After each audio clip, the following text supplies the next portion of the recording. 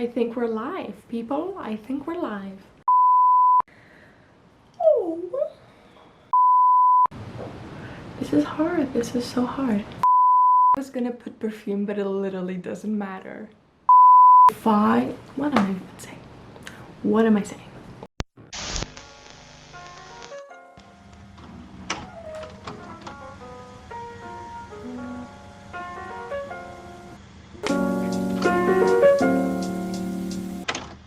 Hello guys, I am B and I'm here to get you into the best drama school possible. Before that, I need to give you a little bit of a backstory. So I've been auditioning for 4 years. Yeah, 4 years before I ever got into a drama school. Dun, dun, dun. Yeah, it's tough world out there. So there's roughly about 4,000 or 5,000, it depends, candidates for around 30 places. And me being from Portugal, obviously my accent, my natural accent is not British, and I've never been to London before auditions. So I have a few tips that I really want to share with you because it took me 4 years to get into a drama school and I don't think it should take you 4 years. So yeah, I have a lot of good advice that I wish I knew before I started this journey. Now I'm in a drama school. I'm in Italia Conti Academy of Dramatic Arts in London, and I'm very, very happy to be there. It took me a while, but damn, it is worth it, let me tell you. So the first thing that I think it's really important in auditions is how to find monologue. Now, monologues, every school that I've ever auditioned for, you need a monologue, which is like a little piece of writing where you just showcase your talent. So this isn't about, oh my god, this is my favorite play, or I love this character. The monologue itself, that's what you're going to show, that's what you need to focus on. And my first advice is don't go to the internet.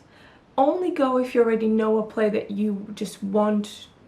Don't go Google 10 top best monologues for women, because it's just not gonna work. If you are in London, there are a lot of theaters or libraries where you can actually go there, say, hey, I'm an actor, I'm looking for monologues, and they have a dossier of hundreds, if not thousands, of monologues where you can flip through and just read the monologue and have like a, okay, this is a woman 20 to 30 years old and this is the theme, and if you want, you read through it, and if you like it, you buy the play at the theater or in the library. So that's my first advice if you are in London. If you're not in London, don't worry, there's a way. It's harder because you really need to go in deep dive on the web. Drama Online is such a great place to find plays. I think you can find a lot of plays for free, and there's also, maybe I'll give you my password because I'm a drama school student, so I get access to all the plays. I think there's a lot of passwords online if you really want to know and have access to all the plays, but just go through them. You can really go through and look for monologues. Just don't go to the top 10 because everyone will do that. The panel probably knows those monologues and they will compare you to other people. Second tip, do your research. So either you're in London or in the UK and it's really easy for you to just go to all auditions for all the top 10 drama schools. But if you are an international student, you also have travel costs. So this is very much changing as we speak, but I would say you would have like £50 for audition. You have to pay to audition. I know, I don't like it either, but it's the way the cookie crumbles, I guess. Don't let that discourage you. Think of it as like I need to take something out of this audition.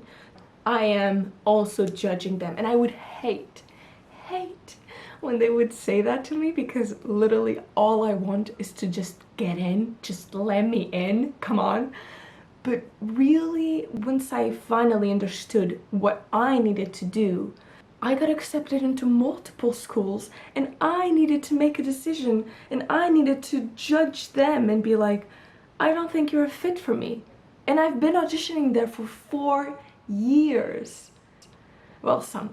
But you know what I mean? You are also picking, because once you know your value and you know what you bring to the table, they will see that and they will say, okay, we want you, and then you need to be sure that you want them back. So there's a few different characteristics which you can look at and be like, location. Do you want London drama schools? Are you okay with a little bit further outside? What, like Guildford? Or are you okay with going to Scotland, like the conservatoires, or Liverpool School, or Oxford, or... So you can really decide if you want to just focus in on London-based schools, or if you're okay with like actually branching out. For me, I always wanted London just because of accessibility, and I needed like flights to like go back and forth, and I always wanted to live in London, so that was a factor for me. But it doesn't need to be a factor for you. Another thing is, no matter what drama school you end up in, it will not define your career. If you go to RADA, which is the best, supposedly the best drama school, if you go to RADA, doesn't mean that you will have a fruitful career. And if you go to less well-known school or a not so well-known school, that doesn't mean that your career is not gonna do well. It's you. This is a platform and you do with it as best as you can. So don't think you need to go into the top 3. But, I say this, but I think you need to get into the best school you can. Rankings are there for a reason. So that means that for one way or another, that school has more alumni that are well known, has a lot of good connections. It has a repertoire of what they achieved throughout the years. And there are some older schools, some younger schools, so keep that in mind. So you really need to pick what's best for you. Now, I believe there's something called a vibe. I remember when I walked in my first time auditioning at Mountview, I knew I liked it there. I didn't know why, I didn't know what was about it, but I just felt, it felt nice. And like Guildhall for me, or even Lambda, like I liked them because I knew they were great schools, but it just didn't feel at home for some reason. So you will get a vibe once you are in the building, but you can do a lot of research, or you can pick and choose which schools to go to. Now, don't just audition to 2 different schools, and don't audition to 10 different schools, because if you audition to 2, you're putting a lot of pressure on those 2 auditions, and that's 2 days of your life. And don't audition to like more than 8 schools, because you're just gonna be scattered. You're just auditioning to audition. You're just like, and I've done that. I think a middle like 5 to 8 is like great. Even less, if you know what you want, if you know you want GSA or Italia Conti or Lambda, and those are your 3, then do it. Let's go into the fucking worst costs. The cost of audition. I really think this is an industry in itself, because there's so much money going around the cycle. I would have to go on a flight for an audition. Do you know how much pressure that is for an audition? Do your research once again. £50 per audition, plus travel costs, plus food, plus accommodation if you need it.